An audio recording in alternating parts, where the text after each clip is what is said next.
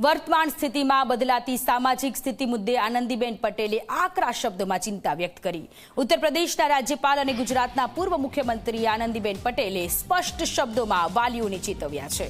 પાટણમાં આયોજિત એક કથા દરમિયાન આનંદીબેને દીકરા અને દીકરીઓનું ખાસ ધ્યાન રાખવાની સલાહ આપી। આનંદીબેને ચેતવણી આપતા કહ્યું કે તમારી દીકરી હંમેશા તમારી પાસે બેસીને વાત કરતી હોય અને જે દિવસથી અલગ રૂમમાં જઈને વાત કરે તો શંકા કરજો।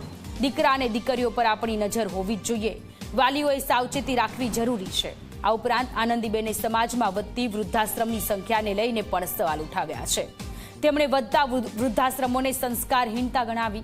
તેમણે કહ્યું કે મને અનેકવાર વૃદ્ધાશ્રમનું ઉદ્ઘાટન કરવા બોલાવે છે, પરંતુ હું એક પણ જગ્યાએ નથી જતી, કેમ કે હું ત્યાં ભાષણ કરીશ તો અડધા વૃદ્ધો જતા રહેશે।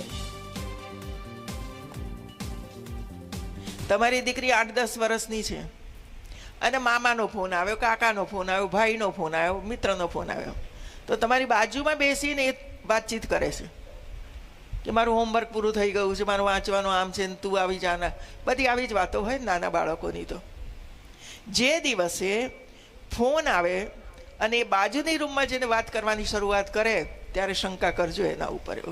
ત્યાર સુધી મારી પાસે બેસીને વાત કરતી હતી, હવે એ બાજુના રૂમમાં જઈને ધીરે ધીરેથી કેમ વાત કરે છે? સમથિંગ ઇઝ રોંગ, શંકા છે જ।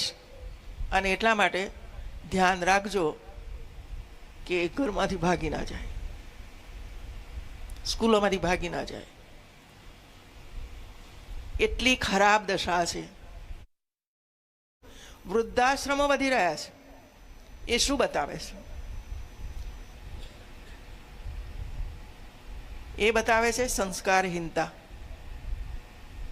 પિતૃપ્રેમ, માતૃપ્રેમનો અભાવ, ઘરના વડીલોનું સન્માન। આ બધું આપણને મળેલું છે, પણ આપણે ધીરે ધીરે કરીને ગાડીઓ આવી, આ આવ્યું એટલે છકી ગયા, એ શબ્દ વાપરું, છકી ગયા, અને એટલા માટે વિદાય જાઓ। કેટલાક લોકો મને આવે છે કે અમારું વૃદ્ધાશ્રમનું ઉદ્ઘાટન કરવા, મેં કીધું હું નથી આવતી, અને હું આવીને ત્યાં એવું ભાષણ કરીશ, અડધા વૃદ્ધો જતા રહેશે। વૃદ્ધાશ્રમ શા માટે સમાજમાં હોય? અને આ તો ભારત છે, તપસ્વીઓની ભૂમિ છે, સંતો મહાપુરુષોની ભૂમિ છે।